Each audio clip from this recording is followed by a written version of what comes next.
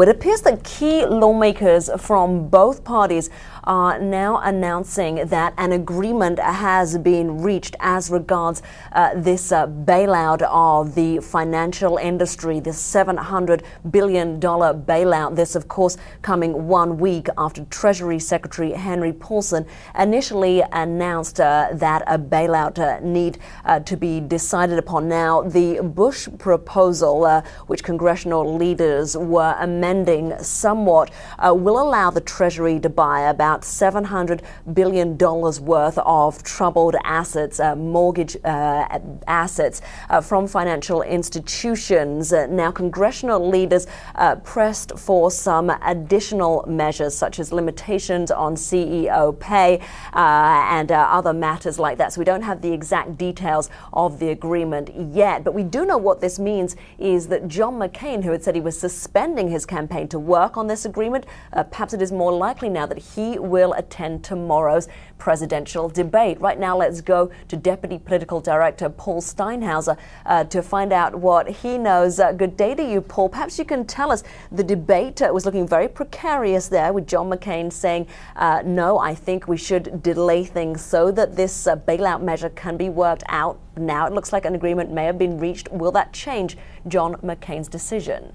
It could. I'm checking my BlackBerry as we speak now, because John McCain is just about a quarter mile about that way from me. He's on Capitol Hill. He's in his Senate office right now. He flew in this morning from New York, and of course at 4 o'clock in less than 3 hours, he'll be with Barack Obama at the White House with President Bush and with some of those same congressional leaders that we just saw in that news conference a few minutes ago. Yes, if there is an agreement, maybe even if there's an agreement in place between the White House and the rest of the administration, of course, and congressional leaders on both parties, then the likelihood that this debate is going to happen, that John McCain will show up, is much greater, which is good. Because right now, in about an hour from now, I'm supposed to go to the airport and go to Mississippi. So I feel a lot better about it right now.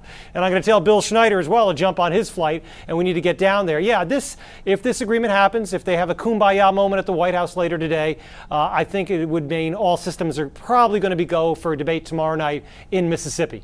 All right, so you will be happy, Bill Schneider will be happy, yeah. Senator Barack Obama will be happy because he always said, well, I'm going anyway. And the university, of course, they've poured millions of dollars into preparing for this debate. So they were very distressed at the idea that it might not proceed.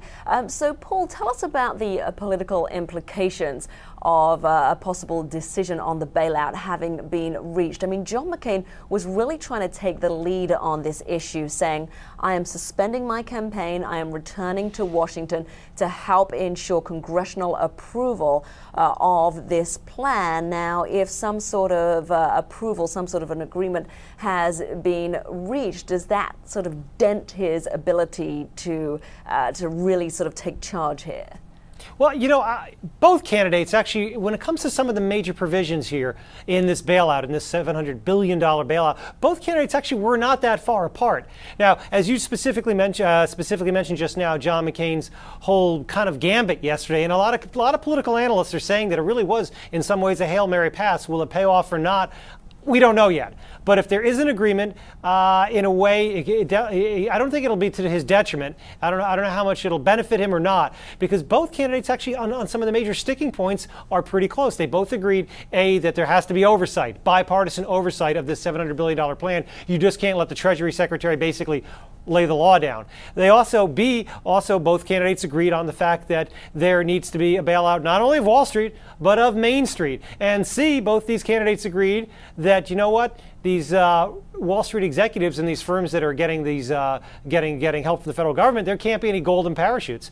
So they both kind of were in agreement on some of the major sticking points here. So I don't know if there's going to be per se a political winner or a loser if we get agreement today. I think both candidates will take credit and also applaud the bipartisan efforts of members of Congress and of the administration. I don't know if there's going to be a political gain for either candidate over this one. Yeah, I guess this has been a rare moment of bipartisanship on on the campaign trail because they did issue that joint statement. And as you say, when it comes to some of those principles, they were both asking for not really too much daylight between them. Well, yes, there was some agreement there, but yesterday there was definitely a lot of agreement on some of the major sticking points, but they weren't always seeing eye to eye, and that was the whole flare-up yesterday that still continues because Barack Obama and John McCain were talking on the phone about putting this joint statement out. They did do that, but then of course McCain went on and had and spoke to cameras and said, you know what, I'm suspending my campaign, I'm not going to the debate, and I think Barack Obama should do the same. And he definitely didn't see eye to eye on that.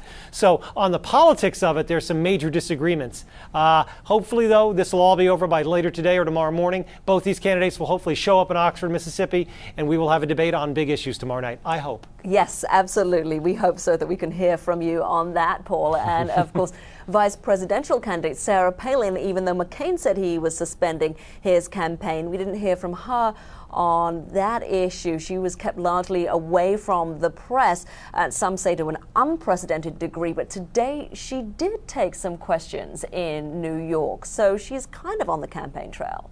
Well, yeah, this is interesting because there's been a lot of criticism of her that she has not been speaking to the media, not doing many interviews. She's only done about 3 interviews nationally, and she wasn't talking to the press corps that follows her. Of course, members of the media, we follow all of the top 4 candidates, the running mates and the nominees. Now, today, she was visiting after her and John McCain were at the Clinton Global Initiative with former President Clinton. After that happened, John McCain came back here. She went down to Ground Zero in New York to tour Ground Zero. I don't know if you really want to consider this a campaign event or not. It's kind of right on the cusp there. But she did speak to the media afterward, and she was asked 3 questions, to my knowledge, maybe it was more. And one of the highlights I thought was she was asked about the President Bush and the war on terror. Of course, she was at Ground Zero, and she thought that overall President Bush has been doing a very good job fighting worldwide terrorism. So a first here in that she actually spoke to the traveling media that covers her, the traveling press.